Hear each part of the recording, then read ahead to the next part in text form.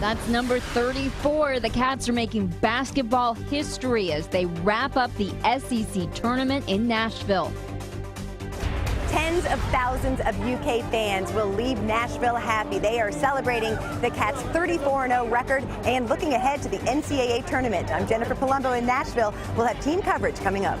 That's all going to go straight to Mrs. Moore to help her kind of rebuild and restart. We're here, not just as a business, but as a partner in the community. A Nicholasville business is organizing a fundraiser to help a family who lost everything in a house fire last month. We'll have those details coming up. Tracking, alerting, protecting. This is WKYT News at 6.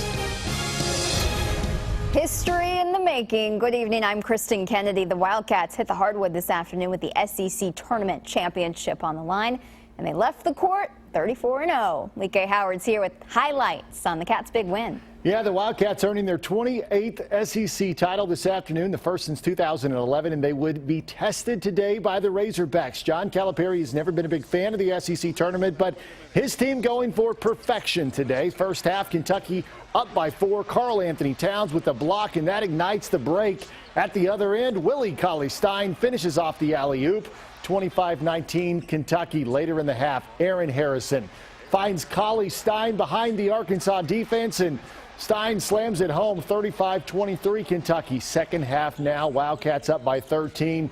Aaron moves to his right, knocks down the three from the wing. 44-28 Wildcats. Later, Kentucky up by 14. Towns gets the pass underneath, pump fakes, then throws down the two-handed slam. Kentucky wins the SEC championship. Let the confetti fall in Nashville. 78-63 Kentucky. Rob Bromley was on hand for the festivities. In this championship game, two teams really intense. Kentucky started out doing the punching, especially in the first half. Arkansas punched back in the second half, but there was no way the Cats were going to fold and lose for the first time all season.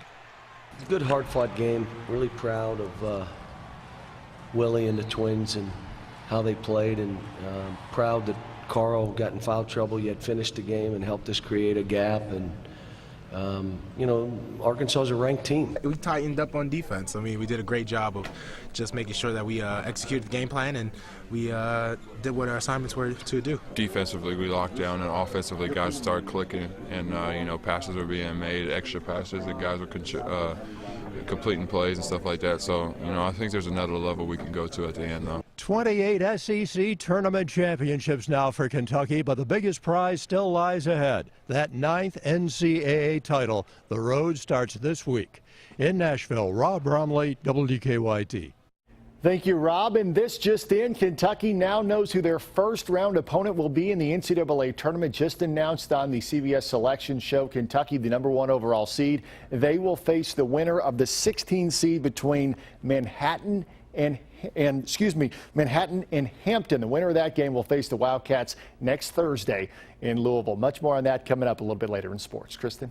Lee K, thank you. UK fans packed Bridgestone Arena today, making it look more like Rupp Arena with their blue and white. Jennifer Palumbo caught up with fans in Nashville. The Big Blue Nation came to Nashville and took over this town and the SEC tournament. And they say the Cats winning the SEC tournament title is the perfect ending to a perfect weekend in the Music City. Go Big Blue! Go Big Blue! Cal got them to buy in. They checked their egos at the door. They're playing as a team. Special. Knew it was going to do something like this, and it's what's going to happen. I'm in my home state, and Kentucky's in my home state now, so it's cool to be close and be able to watch them get a huge victory. It was great. They're fun to watch. They are exciting. I think they're excited about the challenge. So I'm looking forward to following them the rest of the way. Well, it was just so exciting, and I thought, oh my gosh, we're going to Indianapolis for the tournament, and we're going to actually win. Oh my gosh. What's your favorite colors, baby? A crowd of 20,315 fans watched Kentucky win the SEC tournament, a new record for the tournament here in Nashville, and they are going home happy, ready to follow the Cats on the road to the Final Four, a trip they hope ends with a national title in Indianapolis. In Nashville, I'm Jennifer Palumbo. Back to you. Well, back in Lexington, a lot of students watch the Cats play on big screens at local bars and restaurants. WKYT's Sean Moody caught up with fans on South Limestone. Well, if you wanted to watch the game near campus today, you needed to be here early and you needed to be here ready to be loud. Fans told me they were excited for this championship game. They also said they weren't worried. It didn't take long for fans to pack into the bars around campus for tip-off. They were excited to see Kentucky put that 33-0 record on the line against Arkansas. Now, with that undefeated record, you couldn't blame the fans for being a little confident. I mean, we've gone 33-0 so far, so I think we got a pretty good chance to keep going.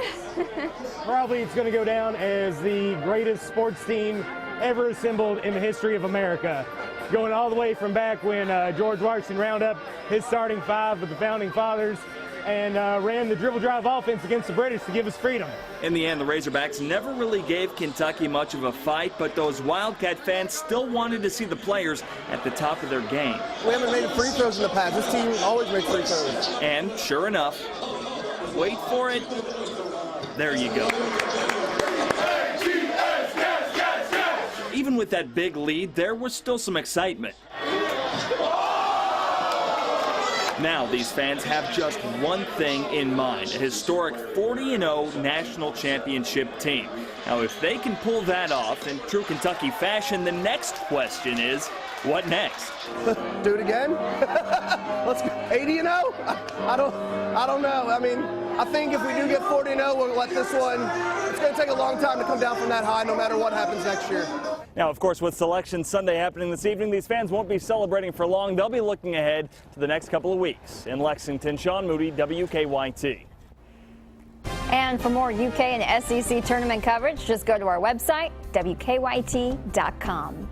A Central Kentucky restaurant is trying to lend a hand to a family in need. Employees at the Papa John's in Nicholasville plan to donate 50% of tomorrow's sales to a family who lost their home in a fire. WKYT's Hillary Thornton spoke to employees about their act of kindness.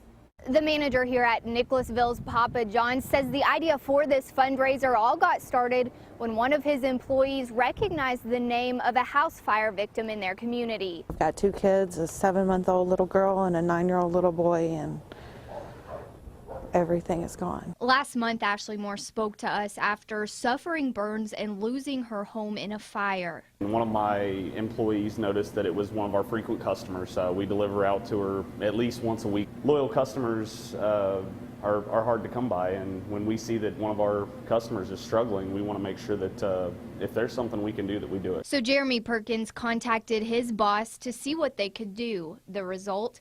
50% of Monday's sales will be donated to the family. That's all going to go straight to Mrs. Moore to help her kind of rebuild and restart. We're here, you know, not just as a business, but as a partner in the community. Again, if you do want to help Papa John's, help the Moore family, all you have to do is enjoy some pizza on Monday. And the staff here says they are prepared and hoping for a busy day. In Nicholasville, Hillary Thornton, WKYT.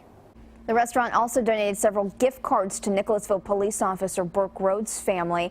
Rhodes died in a wreck in Garrett County earlier this week. Visitation for Officer Rhodes is tomorrow from 10 a.m. until 1 p.m. and again from 3 until 8. The funeral will be Tuesday at noon, followed by a graveside service at Camp Nelson National Cemetery. Police in Lexington are tracking down 2 men who tried to rob a cab driver. When the driver stopped to pick up a man on Appian Circle this morning, police say a different man walked up to him and started asking about prices. Then the second man, we're told, walked up to the cab with a gun and tried to rob the driver. Investigators say they fought briefly and then the 2 robbers took off.